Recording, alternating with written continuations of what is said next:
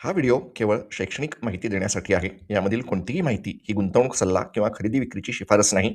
भूतकाळातील कामगिरी भविष्यातील परताव्याची हमी देत नाही आणि सर्व गुंतवणुका या बाजार जोखीमेच्या अधीन असतात. कोणताही गुंतवणूक निर्णय घेण्यापूर्वी आपल्या आर्थिक परिस्थितीनुसार सेबी नोंदणीकृत वित्तीय सल्लागार किंवा पात्र तज्ज्ञ यांचा सल्ला घ्यावा. या व्हिडिओमधील माहितीच्या आधारे घेतलेल्या निर्णयांमुळे होणाऱ्या नफा आणि तोट्यासाठी हा चॅनल कोणतीही जबाबदारी घेत नाही. नमस्कार, धनप्रवास या चॅनलवर तुमच्या सगळ्यांचं मनपूर्वक स्वागत. माझ्या मागच्या एका व्हिडिओमध्ये मी रिअल इस्टेटबद्दल बोललो होतो आणि माझं अगदी स्पष्ट असं म्हणणं की रिअल इस्टेट ही एक फार जबरदस्त गुंतवणुकीचं माध्यम असतं. रिअल इस्टेटवर फार उत्तम दर्जाची गुंतवणूक करता येते. पण मग तुम्ही मला अगदी एक स्पष्ट असा प्रश्न विचाराल की आशुतोष, रिअल इस्टेटमध्ये गुंतवणूक करणार कशी, गुंतवणूक करणार कुठे? हे असं एक प्रकार रिअल इस्टेटमध्ये गुंतवणूक करण्याचा हा इथे माझ्या मागे तुम्हाला दिसतोय की एखाद्या घरामध्ये गुंतवणूक करायची, एखाद्या प्लॉटमध्ये गुंतवणूक करायची, किंवा इतर कुठे जर तुम्हाला दिसत असेल तर तुमच्या एखाद्या घरामध्ये गुंतवणूक करायची, किंवा इतर कुठला मार्ग जर तुम्हाला दिसत असेल तर त्याच्यामध्ये तुम्ही गुंतवणूक करू शकता. गुंतवणूक करण्याचे डिगभर मार्ग असतात रिअल इस्टेटमध्ये. अजून काय काय असतात बरं? तुम्हाला खरं तर करायचं असेल तुम्ही एखाद्या ऑफिस स्पेसमध्ये गुंतवणूक करू शकता, गुंतवणुकीचा मार्ग आहे. तुम्ही दुसऱ्या कोणाला कर्ज देऊ शकता, गुंतवणुकीचा मार्ग आहे. अशा अनेक साऱ्या पद्धतीने रिअल इस्टेटमध्ये तुम्ही गुंतवणूक करू शकता. मग माझा प्रश्न असा येतो की खरंच रिअल इस्टेटमध्ये गुंतवणूक करण्याचे नेमके किती मार्ग आहेत? किती आहेत मार्ग? रिअल इस्टेटमध्ये गुंतवणूक करणं हे आपल्या सर्वांचंच एक स्वप्न असतं. पण जेव्हा आपण एखाद्या फ्लॅट किंवा दुकानाच्या किमती बघतो ना, तेव्हा लक्षात येतं की यासाठी लाखो करोडो रुपये लागतील. मोठं भांडवल, कागदपत्रांची कटकट आणि मेंटेनन्सचा त्रास, यामुळे अनेक जण रिअल इस्टेटच्या गुंतवणुकीपासून लांब राहतात. पण जर मी तुम्हाला असं सांगितलं की तुम्ही फक्त काही हजार रुपयात मोठ्या कमर्शियल प्रॉपर्टीचे मालक बनू शकता, तर आज आपण बोलणार आहोत रिअल इस्टेट इन्व्हेस्टमेंट ट्रस्ट म्हणजे REIT बद्दल. सोप्या भाषेत सांगायचं तर हा रिअल इस्टेटचा म्युच्युअल फंड आहे, जिथे अनेक गुंतवणूकदार एकत्र येतात आणि मोठ्या IT पार्क्स, मॉल्स किंवा इतर कुठल्या प्रॉपर्टीमध्ये भागीदारी मिळवतात. या सगळ्या चर्चेमध्ये ज्यावेळेला मी भाग घेतो, ज्यावेळेला मी या सगळ्याची चर्चा सुरू करतो रिअल इस्टेटची, त्यावेळेला एका प्रश्नाचं उत्तर देणं सगळ्यात गरजेचं होतं. आणि तो प्रश्न म्हणजे रिअल इस्टेटमध्ये गुंतवणूक करण्याचे मार्ग नेमके कोणकोणते आहेत, किती आहेत? डायरेक्ट ओनरशिप, लिक्विड, इलिक्विड, जे काय असेल, तुम्हाला त्याच्यामध्ये काय प्रकार कशा यायचे, काय करायचे, कसे करायचे, त्याचे तुकडे काय करायचं तुमच्यावर आहे. आणि एक असतं इनडायरेक्ट ओनरशिप, त्याचा एक प्रकार आहे. Let's start from direct ownership. Residential property जर तुम्ही खरेदी केली, तुमच्या स्वतःच्या राहण्यासाठीची property, not an investment but a liability hedge. अनेकांचं म्हणणं म्हणजे मी ज्या वेळेला म्हणतो की घराकडे तुम्ही इन्व्हेस्टमेंट, गुंतवणूक, कॅपिटल अडकून ठेवणं या नजरेने बघू शकत नाही. अनेकांचा दावा असतो की नाही, प्रॉपर्टी इज प्रॉपर्टी. हो, रिअल इस्टेट म्हणजे गुंतवणूकच आहे ना. Liability hedge, forced saving vehicle, तुम्हाला त्याच्यामध्ये त्याच्यासाठी सेव्हिंग करून ठेवावं लागतं, वगैरे वगैरे वगैरे. Let's not go there. तुमचं स्वतःचं राहण्याचं घर हे एक प्रकार आहे. Buy to let single units, म्हणजे जर तुम्हाला खरेदी करून ते भाड्याने द्यायचं असेल, यातून तुमचं उत्पन्न असतं, तुम्हाला रेंटल यील्ड मिळते, कॅपिटल ॲप्रिसिएशन मिळतं, आणि हायली लिव्हरेज वाया मॉर्गेज, म्हणजे त्याच्यावर भविष्यात तुम्हाला वाटेल तर लोन घेता येतं, किंवा ते लोन घेऊन तुम्ही भाड्याने देऊ शकता, तुमचं एक चालू होऊ शकतं. काय काय भरपूर तुम्हाला त्याच्यामध्ये कमवता येतो पैसा. मल्टी युनिट रेसिडेन्शियल, एखादा 2 अपार्टमेंट मधला ब्लॉक असेल, किंवा तुमच्याकडे जास्त पैसा असेल तर काही तुम्ही अधिक स्वतःच्या पैशावर त्याला डेव्हलप करणार असाल, किंवा इतर काही मार्ग.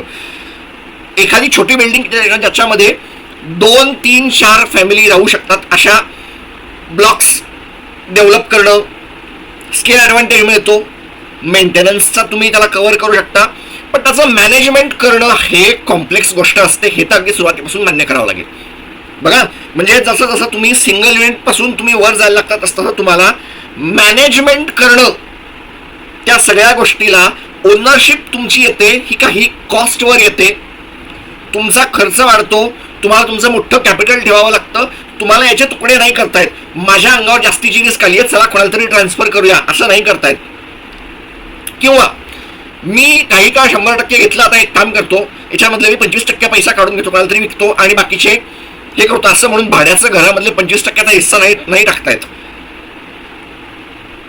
असं नाही करतायत. हा एक प्रकारच्या मधला आहे. Direct ownership is a illiquid.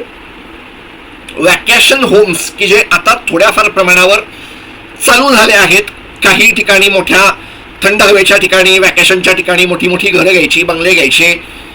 तुम्ही जर थोडे अजून पैसेवाले असाल तर तुम्ही फार हॉटेलं विकत घ्यायची, अशा ठिकाणी प्रायव्हेट स्टेज असतील तर ते घ्यायचे, शॉर्ट टर्म लेट्स द्यायचे, जास्तीच्या भावामध्ये मिळू शकतात. तुम्हाला चांगला स्क्वेअर फूटचा यील्ड मिळू शकतो, तुम्हाला मेंटेनन्सचा पैसा त्याच्यामध्ये जास्त मिळू शकतो. नुसतं भाडं नाही, मेंटेनन्सचा पैसा त्याच्यामध्ये तुम्ही जास्त मोठा घेऊ शकता. पण अशा याच्यामध्ये मग तुम्हाला फर्निचर ठेवावं लागतं. Operational overhead and regular risk तुम्हाला येऊन बसते, रेग्युलेटरी रिस्क पण येऊन बसते महाराजा. सरकारच्या एखाद्या याच्याने तुमच्या थोडी वक्रदृष्टी केली तर थोडंसं तुमच्या डोक्याला खुराक येऊन बसू शकतो. हा एक पॉईंट याच्यामध्ये मला मान्य करावाच लागेल. माझ्या पॉईंटमधून मी वाचतो आहे, ऑफिस स्पेस कमर्शियल सेगमेंटमध्ये लॉंग टर्म लिस्ट तुम्ही करू शकता. वर्क फ्रॉम होम असलेल्या लोकांना हे थोडंफार झालेलं आहे की हे करा ते करा, एक मोठा काहीतरी हे भाड्याने घ्या, त्याचे तुकडे पाडा. कोणाला पाहिजे तर 1 माणसाला बसायचं ऑफिस, 2 माणसाला बसायचं ऑफिस, 4 माणसाला बसायचं ऑफिस, 16 जणांना बसायचं ऑफिस, अशा टाईपचे आहेत. 2020च्या स्ट्रक्चरमध्ये जे आहे ते आता थोडं हळूहळू वर्क फ्रॉम होममध्ये जायला लागल्यानंतर हा एक प्रकार थोडासा मागे येतो आहे. काही प्रमाणात त्याला हेडविंड्स आहेत असं म्हणावं लागेल. पण 2020च्या आधी हा थोड्याफार प्रमाणावर होता. काही जणांचं त्याला आहे, भरपूर काय काय त्याच्यामध्ये चाललं. Let's not go there. Retail commercial म्हणजे तुम्हाला मॉल पाहिजे असेल, तुम्ही मोठ्या प्रमाणात गुंतवणूक करायला तयार असाल, पैसा असेल तुम्ही करू शकता, एखादं दुकान तुम्ही करू शकता. वेअर हाऊसिंग अँड लॉजिस्टिक्सचा एक प्रकार म्हणजे मला रिसेंटली मी एक वाचत होतो की ऑफिस स्पेसपेक्षा अनेक वेळा वेअर हाऊस कशा रीतीने अधिक बेटर ठरतात ई कॉमर्सच्या काळात. जागोजागी हे करा ते करा. आणि फास्ट कॉमर्सच्या याच्यामध्ये ब्लिंकिट आहे, त्याच्यानंतर तुम्हाला अजून काय काय वेगवेगळे असतात, त्या सगळ्यांना अवेलेबल करून देण्याचा जो काय एक मार्ग आहे त्याच्यामध्ये हा एक मोठा प्रकार असावा लागतो, हे मान्य करावं लागतं. आणि cold storage chain, data centres हा एक रिअल इस्टेटचा प्रकार होत चालला आहे. काही प्रमाणामध्ये मोबाईलचे टावर्स हे जर कोणी बांधून दिले तर मग त्या कंपन्या त्याच्यावर त्यांचे काहीतरी यंत्र जाऊन चिकटवू शकतात. त्याची एक फॅसिलिटी जर उपयोग करून दिली तर त्याला पण थोड्याफार प्रमाणावर रिअल इस्टेट आपल्याला म्हणता येतं. लँड बँकिंगचा एक प्रकार व्हायला चाललेला आहे, तो म्हणजे की रॉ लँड. मी कुठेतरी प्लॉट पडले तर मी ते सगळं लार्ज प्लॉट खरेदी करणार, तुकडे काढणार, हे करणार ते करणार, किंवा एखादं मोठं शेत विकत घेणार, त्याचे प्लॉट करणार आणि विकायला काढणार, भाड्याने देणार, किंवा अजून काही करणार. भाड्याने देणार इन द सेन्स आज कोणीतरी भाड्याने घेतलं 50 वर्षाच्या 60 वर्षाच्या कराराने, त्याच्यावर काहीतरी बांधलं, करार संपला, दुसरा माणूस आला त्याने ते पाडलं, अजून नवीन काहीतरी बांधलं. असा पण एक प्रकार असतो की त्यांना त्याच्यामध्ये जे काय करून घ्यायचं असेल ते करून घेऊ शकतो. That's it. एक प्रकार तो आहे, हा मला मान्य करावा लागतो. लँड बँकिंगचा रॉ लँडचा एक प्रकार तो आहे. आणि मग mixed use buying under valued property, कुठेतरी काहीतरी अर्धवट बांधून पडलेलं आहे. मला फार आठवतं की मी लहान होतो त्यावेळेला माझ्या घराच्या एका ठिकाणी एक काही कारणास्तव एक घर एकाने विकत घेतलं आणि अर्धवट त्याचं काहीतरी बांधलं. पुढे त्यांना त्याचं काही करता आलं नाही. दुसऱ्या कोणीतरी ते अर्धवट बांधलं, घर विकत घेतलं, त्याचं बांधून हे करवलं. पण याच्यामध्ये पण तुम्हाला कॅपिटल असावं लागतं. तुम्हाला या सगळ्या प्रकारामध्ये मोठ्या प्रमाणात कॅपिटल असावं लागतं. तुम्हाला काही प्रमाणात स्किल्स असावी लागतात, मॅनेज कसं करायचं. एंट्री पॉईंट तुम्हाला भयंकर मोठा येतो. तुम्हाला कॅश फ्लोला मॅनेज करावं लागतं, हा एक मोठा आहे. जरूर तुम्हाला ओनरशिप राईट्स मिळतात, लिक्विड असतात, ठरवलं की फटकन. म्हणजे पीटर लिंच यांचं वाक्य हे एक फार मला हायलाईट करावं वाटतं इथे, की पूर्वीच्या काळामध्ये घरं ही एक इन्व्हेस्टमेंट जरी म्हणली तरी त्याच्यामधून मला पटकन बाहेर पडता यायचं नाही. ब्रोकरला एक फोन करून पट्ट दिवशी मी बाहेर पडलो, 1-2 मिनिटाच्या फोनवर मी माझ्या गुंतवणुकीत बाहेर पडलो, असं रिअल इस्टेटमध्ये नाही करता येत. मग काय, मग ज्या वेळेला मी याला सिक्युरिटाईज करून घेतो, मी याला ज्या वेळेला इनडायरेक्ट इन्व्हेस्टमेंटची गोष्ट बोलतो, त्याच्यामध्ये मग येतात आपल्या या व्हिडिओच्या सब्जेक्टला हायलाईट करणारे रिअल इस्टेट इन्व्हेस्टमेंट ट्रस्ट. पण त्याच्या आधी मॉर्गेज बॅक सिक्युरिटीज हा प्रकार काय, RMBS किंवा residential mortgage backed securities, residential pool ज्याला म्हटलं जातं तो प्रकार काय आहे त्याला अगदी थोडक्यात मी चर्चा घेतो आहे. खरं तर करायची नव्हती पण लेट्स टॉक अबाउट इट.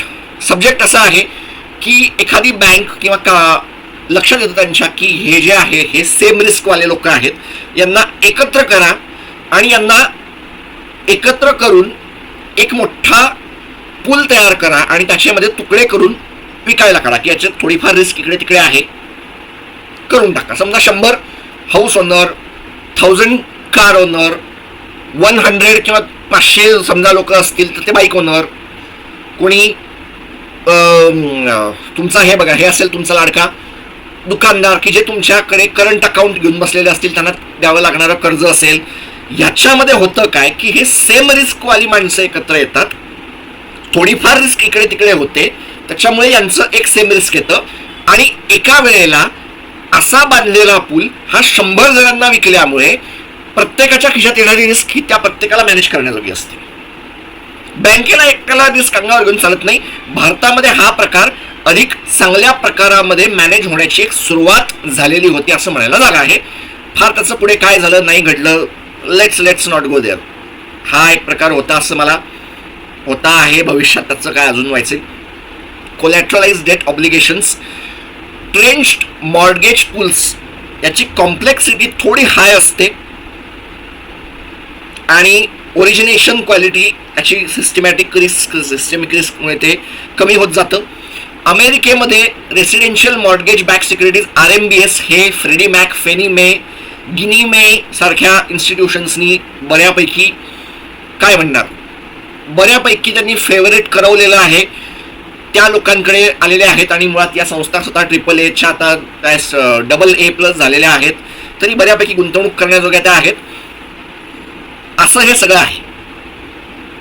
म्हणजे काय की ज्या वेळेला मी डायरेक्ट इन्व्हेस्टमेंटच्या बाबतीमध्ये रिअल इस्टेटच्या बाबतीत बोलतो त्यावेळेला रिअल इस्टेटची गुंतवणूक ही डायरेक्ट करायला जाल तेव्हा लिक्विड होत नाही, ती लिक्विड असते, ती ऍक्टिव्ह असते.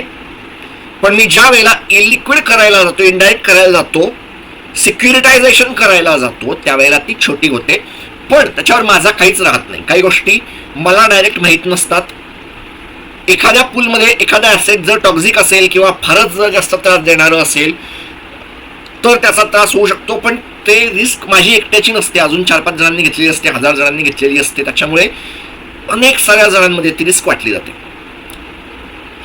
रिअल इस्टेट इन्व्हेस्टमेंट ट्रस्ट काय आहे की इक्विटी REIT, कोणीतरी एक कंपनी जमीन घेते किंवा काहीतरी एक मोठं हे घेते, त्याच्यामध्ये काहीतरी डेव्हलप करवते, ऑफिस स्पेस किंवा त्यांच्या याच्यामध्ये इतर काही, आणि ते भाड्याने देते, त्याच्यावर कर्ज काढते, त्यांचं असलं कर्ज ढिगभर इतर साऱ्या गोष्टी, त्यांना मिळाला टॅक्स. याच्यामध्ये एक मोठा प्रॉडक्ट हा पण असतो की याच्यामध्ये त्यांना मिळालेल्या टॅक्सची सूट किंवा त्यांनी भरलेला टॅक्स हा इतरांना पण मिळतो. म्हणजे समजा XYZ लिमिटेड ही एक REIT आहे, त्या XYZ लिमिटेडनी जर त्याच्यामध्ये टॅक्स भरला असेल तर तो टॅक्स या 10 जणांना, या 100 जणांना, या 50 जणांना पण ट्रान्सफर करता येतो आणि ही गुंतवणूक देखील ठरते. म्हणजे जर तुम्ही REIT मध्ये गुंतवणूक करत असाल तर तुम्ही नुसती इक्विटीमध्ये करत नाही, तर त्याच्यामध्ये येणारी 90% जी कॅश असते ती पण डिस्ट्रीब्यूट होते. त्यातल्या कोणाला जर कोणी कर्ज दिलं असेल तर त्याच्यामधून आलेलं व्याज मिळतं.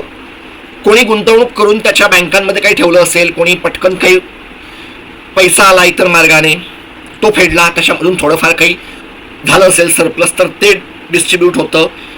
टॅक्सचा पैसा इनडायरेक्ट मिळतो.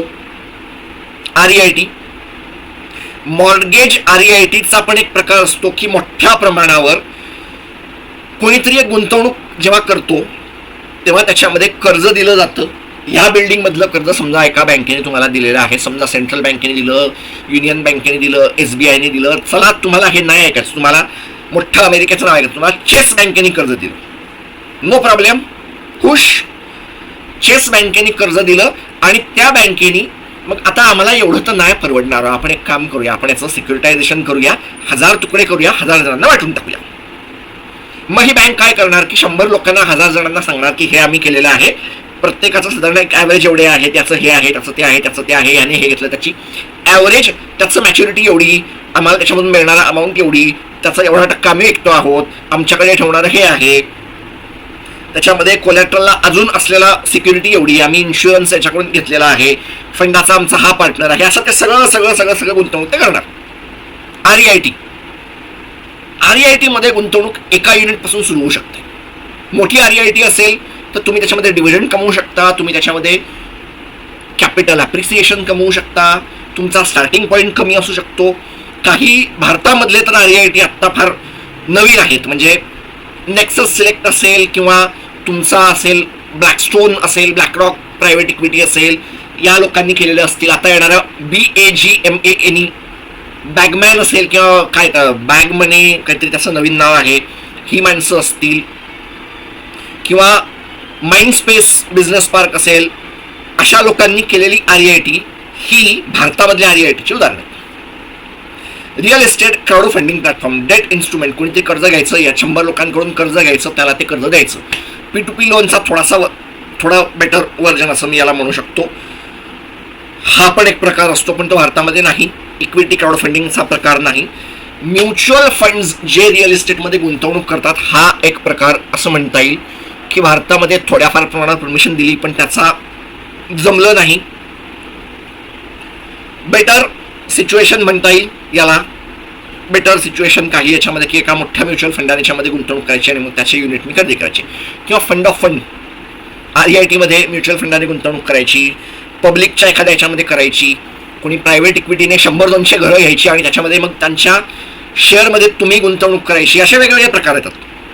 अमेरिकेमध्ये REIT तर चालतातच, पण त्यांच्याकडे प्रायव्हेट इक्विटी हे शेअर्समध्ये गुंतवणूक करतात, ते लँड खरेदी करतात, एखादं मोठं शेत खरेदी करतात, त्याला NA करून घेतात, त्याच्यावर घरं बांधतात, त्याच्यावर काय म्हणतात तुम्ही लीज स्पेस असतो, एखाद्या दुकानाचा ऑफिसचा स्पेस असतो, हे अमेरिकेमध्ये मोठ्या प्रमाणात चालतं आणि हे भारतामध्ये अजून आलेलं नाहीये. हा एक प्रकार आहे. लिव्हरेज काय असतं डायरेक्ट जर मी करायला गेलो, आपण एकदा छोटंसं घाईघाईमध्ये थोडंसं क्विक साईजमध्ये बघूया. लिव्हरेज डायरेक्ट मी कर्ज स्वतः घेतलं तर ते मला फार जास्त पडेल, पण सिक्युरिटायझेशनमध्ये जर मी गेलो तर त्याच्यामध्ये ते लिमिटेड होईल. मार्जिन डायरेक्ट माझ्यावर येणार नाही, पण मी त्या मोठ्या क्लबचा किंवा त्या मोठ्या पूलचा एक छोटासा पार्ट असेल, त्याच्यामुळे इनडायरेक्टली माझ्यावर येईल, माझी रिस्क लिमिटेड असेल. लिक्विडिटी डायरेक्ट इन्व्हेस्टमेंटमध्ये फार मोठी येऊ शकते, मोठा काळ जाऊ शकतो, आणि सिक्युरिटायझेशनमध्ये लिक्विडिटी ही फार फास्ट असते. एका फोनवर तुम्ही तुमच्या ब्रोकरला सांगून संपूर्ण टाकू शकता. टॅक्स ट्रीटमेंट दोघांची वेगळी असते. सिक्युरिटायझेशन इनडायरेक्टमध्ये तुमची गुंतवणूक ही डिव्हिडंड टाईप धरली जाते आणि डायरेक्ट ओनरशिपमध्ये तुमची गुंतवणूक ही डेप्रिसिएशन डिडक्टेबल येऊ शकते. पुढच्या भागामध्ये याच्याविषयी अधिक बोलूया, REITच्या बाबतीमध्ये अधिक बोलूया आणि भारतामधल्या REIT विषयी त्याच्यामध्ये अजून 2-4 शब्द बोलूया. भारतामध्ये 5 REIT लिस्टेड आहेत आणि एकाचा IPO येतो आहे. पहिला भारतामध्ये सगळ्यात जुना लिस्टेड झालेला आहे Embassy office park. Embassy group, Embassy is a sponsorer, Blackstone private equity is a joint venture, minority investor 51-49%. Asset class आहे ऑफिस पार्क, म्हणजे मोठ्या प्रमाणात बिझनेस विकत घ्यायचे किंवा जमिनी विकत घ्यायच्या, बांधायचं किंवा बिल्डिंग विकत घ्यायच्या, जागा पाडायच्या, तुकडे पाडायचे आणि ऑफिससाठी त्या भाड्याने द्यायच्या. पोर्टफोलिओ साईज आहे 51.6 मिलियन स्क्वेअर फीट. दुसरा आहे माइंडस्पेस बिझनेस पार्क, केर Raheja group, K Raheja Corp, office park 34 million square feet तर त्यांचा आहे. Brookfield India real estate, Brookfield affiliate company, Brookfield sponsorer REP real estate private limited India is a holding company. Office park त्यांचं आहे. आणि भारतामध्ये एक अत्यंत ज्याचं नाव थोडंसं हायलाईट करावं लागेल अशी एक कंपनी आहे नेक्सस सिलेक्ट ट्रस्ट. हे आहेत सत्व ग्रुप आणि ब्लॅकस्टोन जेवी. ही माणसं मॉल विकत घेतात आणि त्याच्यामध्ये दुकानं भाड्याने देतात. थोड्याफार प्रमाणावर ऑफिस स्पेस नाही म्हणता येणार याला दुकानं किंवा काय म्हणतात त्याला स्टोरेज फॅसिलिटी भाड्याने देणं किंवा जे त्याला म्हणतात अमेरिकेमध्ये स्टोरेजची एक फॅसिलिटी असते जिथे तुम्हाला भाड्याने जागा देता येतात, तुमच्या नावाने प्रायव्हेट जागा असतात. भारतामध्ये असा उपयोग दुकानांमध्ये होतो. या टाईपचं चालवणारी ही माणसं आहेत. बॅगमॅन नावाची एक कंपनी आहे जी ब्लॅकस्टोनशी रिलेटेड आहे, ती येत आहेत. त्यांचा IPO येतो आहे, पण अगदी रिसेंट लिस्टेड आहे. Knowledge Realty Trust, Satva group and Blackstone. Nexus Select, Blackstone and Satva ही यांची तिसरी असेल I think. 19 grade A mall सत्वकडे आहेत, नेक्सस सिलेक्टकडे. आणि नंबर 4 लार्जेस्ट भारतामधला आहे एम्बसी ऑफिस, एवढंच म्हणता येईल. आणि 48 मिलियन स्क्वेअर फीटसह Knowledge Realty Trust I think number 2 का नंबर 3वर आहे, लार्जेस्ट बाय GAV. 2025 मध्ये लिस्टेड झालं. आणि बॅगमॅनचा आता येतो आहे. तर हा होता व्हिडिओ रिअल इस्टेटवरचा. हा व्हिडिओ कसा वाटला हे मला जरूर कळवा. पुन्हा भेटूया पुढच्या भागात. तोपर्यंत नमस्कार.